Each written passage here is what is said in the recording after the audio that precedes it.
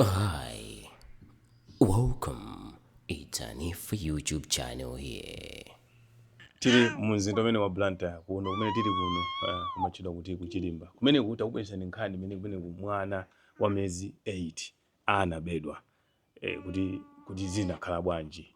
Ine ndithokozani Chiwaya wa Hanifa TV ndi tafika kwa makolo ake ku khomo limene mwanayo anabedwa kuti takhalani pompo muvi kuti zinakhala bwanji kuti mwana wa miyezi 8 abedwe.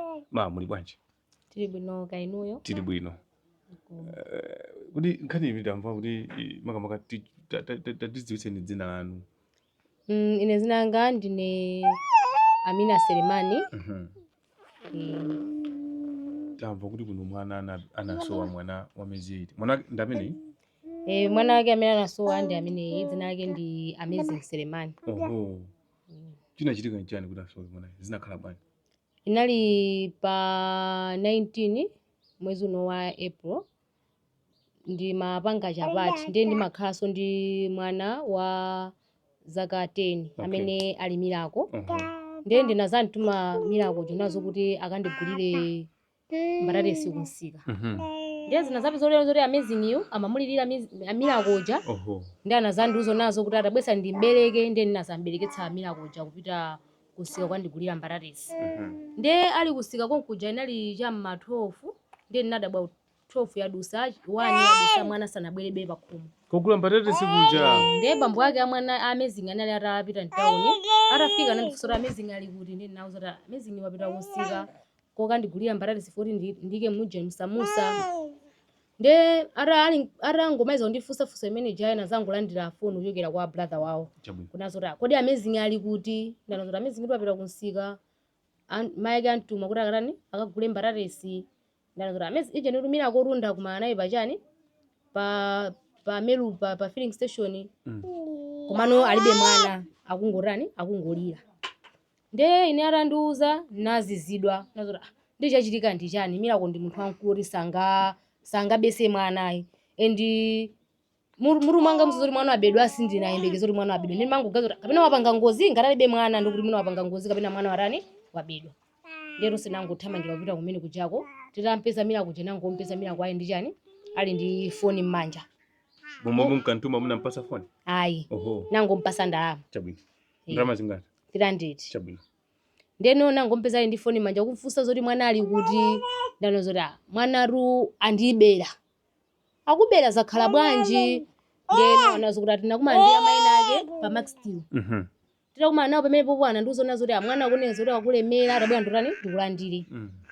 Ndeno ine ndi makana munena Milako chara makana kwapatsa amayi aja mwana ndi anazikhangara nachita kumpanga force kuti apatsire mwana. Ndiye mwana Milako jana sabira atsitsadi mwana uja wapatsa amayi aja. Ndiye anayamba kuchoka onse pa Max Steel paja kuzafika pa Meru filling station. Atafika pa Meru filling station amayi aja ndintunda utali bwanji muna Mungu penekera. It's almost 2 km. Chabwino. Ndeno amayi aja anabizonazo kuti zoti Milako ampasa foni amayi aja nayiwala zoti Milako ampasa foni. Anasabira oloka nsewu. Ndiye anajona zoti ifere makhora ndi apa mulipatse mwanayo arandi kubwera fadani ndifa ndigule ma units. Ndeno kunapeza nazo kuti ataloka nsewu anaja anakhangura ali mbali ya nsewu imene kuli filling station akudikira kuti mwana urana kubweretsa. Ndiye anaja nangoyamba kumakhangara kusira pamene pajapo. Kuti ayang'ane kumene kunalokera amayi aja sana aone anaja anafika soti anaoloka nawo nsewu kuti amuyang'ane mwana. Kwasatira amayi aja. Ndiye zinasabizona zoti amayi aja sana wapezeso. Ndiye anaja ali kumene kuja ndi amene anamarani amayamba kulira. Ndiye mene kumatulukira brother mene timapita ife kuti tukafunsa nazo kuti foni munthu ali ndi foni mwana ipalibe chimene chingapange ndi chani. Ndiye amunanga anango nazo kuti bwera ndiyatseni foni. Kuyatsa foni napeza kuti foni jasiku sikuyaka. Anazangoyisamo simu kadi kuyika mu foni yawo. Anangopeza namba ina imene anakwanitsa kumuyimbira munthu uja. Ndiye anazanazo kuti munthu uyo amene amamuyimbira zanazabizona munthu uyo wanamiza ndi munthu wakulimbi. Ndiye anazoti munthu yoru foni ndokuti mwini wake ndi wakusochi komano ngati kuli amene anayankhula naye pa foni imene amayi anasira china Milako ija. Alora mwini wake amene wabedwa foni ndi wakusochi. Ndiye ngati kuli kotheka tikhoza nyamuka tonse kuterani ndiuperekezeni kumene kuli mwini wake wa foni. Ndiye unazabiza kuti mene mayankho azimene zozo tili ku polisi. Ndiye amunanga nazapempha apolisi nazo kuti bwanji titani tinyamukire limodzi tipite polisi ya Chilimba. Tinyamukire limodzi tipite ku Sochi. Ndi apolisi aja anazoti ife taweruka nthawi yatani nthawi yatha. Inayi cha ma 5. Sitingakwanitse kupita kumene koma ngati ino mungakwanitse kupita pitani koni. Nokha ati mupite nokha ndene. Apite okha amunanga. Ndeno amunanga nazo kuti ineyo kuti ndipite ndekha sindingapite unless mundipatse chirerezo mmodzi kuti nditani ndipite naye. Ndiye nazo zoti apolisi awiri anangozipereka nazo kuti ife titani tikuperekezani kwa mpeze mayendedwe. Ndi amunanga nangopita kumsika apeza taxi limene linazawatenga kupita ku Sochi. Mutafika ku Sochiko zinakhala bwanji? Atafika ku Sochi anafikira ku polisi ya ku Sochi. Ndiye atafotokozera nkhani imene inalili apolisi ya ku Sochi awiriso anazipereka unazo kuti akwena zoti atani aperekeze. Atapita kumene kujako anampeza nyamara uja. Amene amayankhula naye pa phone uja. Ayi mwini wake wa phone amene anaberedwa phone. Anampeza. Atakumana naye ndimene amamufunsa unati waberedwa phone zakhala bwanji. Ndezi mwenso kuti munthu uja samaforokoza bwinobwino ndi apolisi alango nazo kuti iwewe kwena zoti ukatani ukayankhire ku polisi. Munthu amene anampasa phone wa bajani wa bamwana. Ndimene amamunyamula kuchoka ku Sochi kubwera ku polisi ya Chilimba. Yetu mmene zinakhalira. Atabwera naye ku polisi ya Chilimba. Atabwera naye ku polisi ya Chilimba anapeza nazo kuti tsiku limene lolo nali Friday. Tsiku mavuta ati chomwe apa mwamba uvuta. Tsiku limene nali Friday. Ndena kuti Friday foti kunja kunayi kuti adapolisi anazo nazo kuti mubwere mawa mamawa kuti zalongosole za nkhani. Ndiye inu kukhala kholo. Tibwerere pambuyo pang'ono. Tsiku limene mwana anaso. Mwana kuti amene Miracle amene ananyamula Amazing mwana wa miyezi 8. Mwana tumatuma mwana ayi amatumidwa. And amatumidwa ndi mwana kuti timatha kumtuma pita pansika kule kan masamba amatha kupita kubwerako. Amatha kumbereka mwana ayi kufika naye ku. Amatha kubereka mwana ucho kuyenda nayo cheza mwazi nzake. So chinthu china zikafuna kuchitika sungathe kudziwa kuti kunja kuchitika chani. And monga mukuziwira mayi amakugwira naso ntchito zina poona kuti ndipepukidwe tamberekeni mwana mukamabwera mmene kuti ntchito zinazi ndapepukidwa. Pamene pa inu ngati kholo mwezi inachitikiramu mwaphunzira ndani mkhani makamaka ya kusamala ana. Okay. Ineyo munga ngati kholo ndaphunzirapo kunena kuti ana mwana wang'ono nthawi zambiri sibwino kusira mwana nzake. Ndiye kuti mwanayo simudankonde. Chifukwa chonena kuti mwana aliyense wang'ono monga tiwekeze Amazing ni mwana wa miyezi 8. Kumusira mwana wa zaka 9 kapena zaka 10 ndiye kuti pamene simudasira aliyense. Chifukwa sewo ndi ana okhaokha. I think chenjezo mwina sumene ndingapereke kwambiri monga ine kholo. Kuza kuti anthu tikuberekabe kunjako komanso kuti ndi ana pakhomo. Tiyeni ana family monga mwana wang'ono lazima siyani mwana woyenda uyu Amazing so oyenda ndi mwana wa miyezi 8. Sibwino kumusiya mwana uja kwa 1 hour ndi munthu wina kapena 30 minutes ndi munthu wina ndidzola kuika. Chifukwa zimene zingachitike pamene mwansiyapo ndi nzake simungaze kuti ampanga chani even akhoza kumenya ino simungatani simungadziwe. Ndiye mwina pamene tikupita kumapeto kwa kucheza kwathu mwina mafotokozapo ndi tunkhani yokhudzana ndi momwe tingachitire ngati ife makolo kwa kasamalidwe ka ana.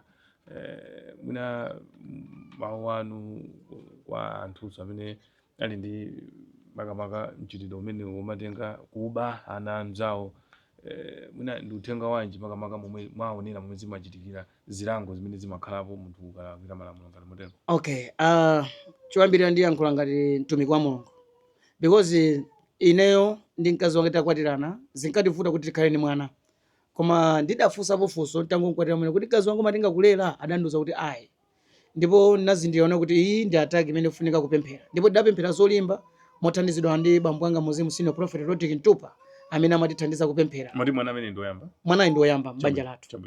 Ndipo titapemphera Mulungu adatilemekeza kukhala ni mwana. Nimafuna ningoyankhula kwa anthu amene sadaberekebe mpaka napano koma ali pa banja. Iwo wadalengedwa ndi Mulungu and chilichonse chimene chikuchitika pa moyo wawo Mulungu akuchidziwa. Mulungu sangawayi lenge kuwapatsa mabere kuwasiya pa dziko pano kuti asazabereke zosatheka. Even Bible idalemba ona kuti mdziko langa simuzapezeka osabala komanso kutaya mwana. Kutanthauza kuti kuthekera kwa munthu wamkazi wina aliyense kuti akhoza kubereka kulipo. Koma chimene chimafunikira uzindikire kuna kuti adakulenga ndani nanga chimene adakulengera ndi chani. chifukwa ife pamene mulungu adatilenga adatipanga ife kukhalanso ma creator akuti khozanso malenga. So kulenga kumene kutikhoza kukulenga pobadwisanso ana ena m'manyumba mwathu. So ine monga ngati mtumiki takhala tikumakumanapo ndi nyengo ngati zimene anthu osabereka kutipeza kuwapempherera mpaka na kubereka. So ndikufuna ndialimbikitse anthu amene sadaberekepo koma ali pabanja kuthekera kuti akhoza kubereka kulipo. Chachikulu ankhulupirire mulungu, kuba si solution. Kuba ndi umazipalamulira mavuto. Mwina uli ndi vuto koma wakhala kuti waonjezeranso vuto lina pa vuto linzake. So ndi bwino ngati uli ndi vuto ngati imeneyo ambiri amathamangira kwa sing'anga. Ende ndikukumbukiranso ineyo anthu ena akanandiuza pitani kwa sing'anga, ndipo ena amalankhula maonyoza kuti mesa mazichanda prophet akutandi kunenera kumene kuli mwana wawo kuti adziwike.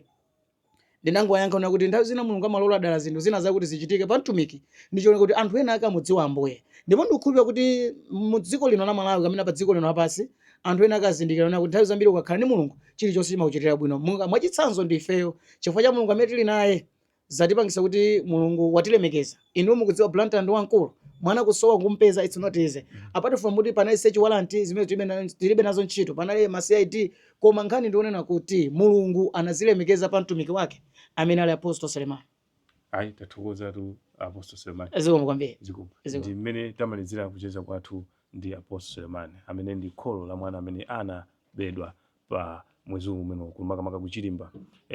Mwana amene ndi amezi 8 amene anaba mwanayo amene kuti iyayi anachita izi kamba kuti iye sanaberekepo mwana ndipo amafuna kuti mwanayi amulere ngati mwana wake. Apostle atipasa malangizo pene kuti iyayi zonse mzotheka ndi mulungu. Ine ndithokoza ndi Johaya wa Hanifa TV.